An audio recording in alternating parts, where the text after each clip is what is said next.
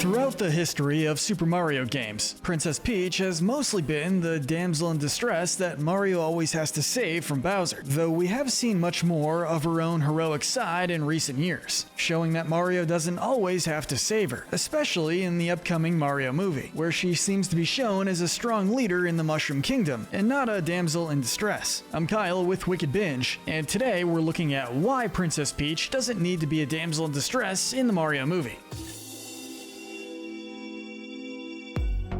First off, let's talk about Peach's history as a heroine and supporting character. Originally named Princess Toadstool in Japan when she was first introduced, Peach is the princess and ruler of the Mushroom Kingdom, as well as Mario's love interest, and always relied on Mario to save her from Bowser. However, there have been some games where Peach was a heroine or even the main protagonist with her own abilities. Her earliest game as a playable character was Super Mario Bros. 2, which came out in 1988. She was introduced with her floating ability that has remained with her ever since, though sadly she was considered by some to be the weakest of all the characters in Super Mario Bros. 2, as she could float but had slightly poor vertical jumps, and picked up and pulled out items much slower than other characters. But it was here where she took a more active role in the adventure. In Super Mario RPG, still named Princess Toadstool at the time, she became the last ally of Mario's party after she was saved from the enemy booster. The Chancellor wanted her to stay in the castle for her safety, but she snuck out with the help of her grandma and joined Mario and the crew to defeat Smithy. Her main powers in Super Mario RPG were healing, as well as reviving her allies, which was very helpful to Mario and the crew. In the Dr. Mario series, Peach is shown at first as a personal assistant to Dr. Mario, and had the name Nurse Peach, but didn't have a major role yet. However, in the Android game Dr. Mario World, she was then known as Dr. Peach and was one of the playable characters in the game to help clear out the viruses that were infecting the Mushroom Kingdom. She would eventually get her own game as Super Princess Peach, where the roles were switched around, and Peach was the one that had to save Mario from Bowser that time around. She had the aid of a talking umbrella named Perry, who didn't have any memory of her past. She was able to use 4 vibe techniques and her float ability to help move her about Vibe Island to defeat Bowser and rescue Mario and the others. She becomes a playable character in the Paper Mario series, in Paper Mario 64 and Paper Mario the Thousand Year Door. The player gets to play as Peach after Mario obtains a Star Spirit or a Crystal Star. In Paper Mario 64, she helps give hints to Mario about a Star Spirit location with the help of a Star Kid. She also helps defeat Bowser by upgrading the Star Beam into the Peach Beam with her wishes. In the Thousand Year Door, she gets kidnapped by the X-Nauts to their base on the moon and tells Mario of Grodus' plans with the help of Tech XX. And in Super Paper Mario, she becomes an actual playable character with Mario, Bowser, and Luigi to help defeat Count Black, and she retains her floating ability and gets a Parasol Shield to defend herself from enemies. In the popular Super Mario 3D World, she's a playable character with Mario to save the Sprixie princesses from Bowser. She also retains some of her abilities like her floating jump and can use power-ups like everyone else, like the cat suit and boomerang suit. Though again, she is the second slowest character after Rosalina, and her jumps are tied with Mario, though she makes up for it with her floating ability. When it comes to Mario Party and Mario Sports games, as well as Super Smash Bros., she has a regular presence in all of them. For the Mario Party games, she's been a playable character since the first installment, and even has her own board. She made her debut in Smash Bros. With Melee, and for the Mario Strikers series, she's actually shown to be the fastest and most agile of all the players, though her shooting and tackling are the weakest. And in one of the most famous series, Mario Kart, Peach has always been a playable character since the very beginning. She's always been depicted as a light or medium-sized driver. Mario Kart 64 introduced her first courses, which included Royal Raceway and Peach Circuit. In the newer series Mario plus Rabbids, Peach is a playable character with her own weapon and abilities. In the first game, Kingdom Battle, Peach would become a playable character after defeating the Icicle Golem with her weapon, the Boom Shot, and her techniques to help her allies. In the sequel, Sparks of Hope, she returns at the beginning and gets her own weapon, the Boombrella, and she also gets a counterpart rabbit as Peach Rabbit, with her own personality. As of today, in the games, it is a toss-up whether she's a damsel in distress, a heroine, or a supporting character. In any case, she can take care of herself, and she's certainly evolved into a deeper character over the years. So let's talk about her role as a heroine in the Mario movie. In the trailers, we see Peach as a leader fighting against Bowser to protect her kingdom. The directors of the Mario movie, Aaron Horvath and Michael Jelinek, have explained why. why. While they were writing the script, they decided to change the roles of Peach and Luigi, with Luigi needing to be saved and Peach being the one to help Mario. This is because Horvath and Jelinek felt having Peach and Luigi in their original roles was too straightforward. The two directors stated that they took inspiration from Super Mario 3D World, as Peach is a playable character in that game. The duo also stated that they wanted to focus on her role as the Mushroom Kingdom's monarch and showcase how strong Peach was to protect the Toads. But real quick before we get to our last entry, if you're a fan of video games in our usual Spectrum formats, make sure to check out our gaming channel 1UP Binge. We make video game good to evil videos, sentencing videos, and more, and we'd love to have you all check it out. Link below.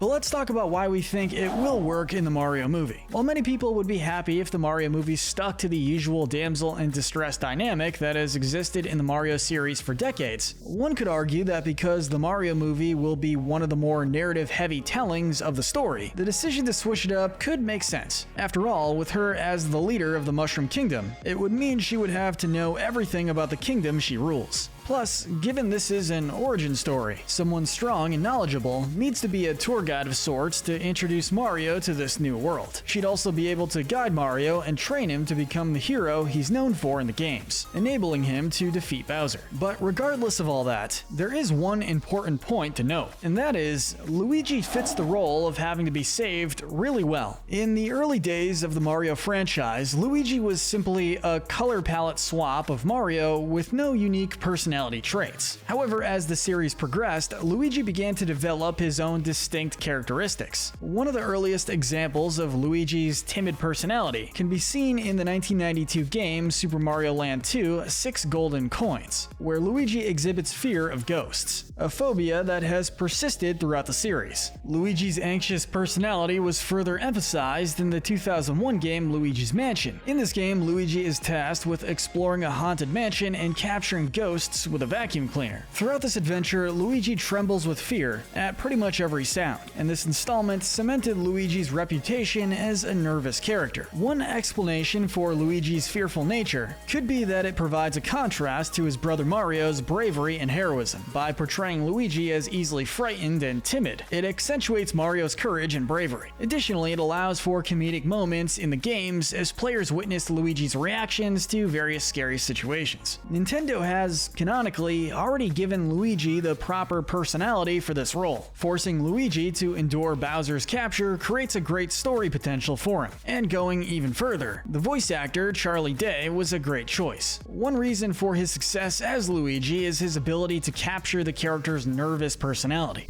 Where am I? Throughout the trailers, Luigi exhibits a range of emotions from fear and uncertainty, and will hopefully eventually evolve into determination and bravery. His performance brings these emotions to life, creating a believable and relatable Luigi for us to watch. But let us know if you agree in the comments section below. Was Luigi the better choice to be kidnapped by Bowser? Or should they have kept Princess Peach in the damsel in distress role? Let us know what you think. Make sure to hit that notification bell and binge our other videos. But most importantly, stay wicked.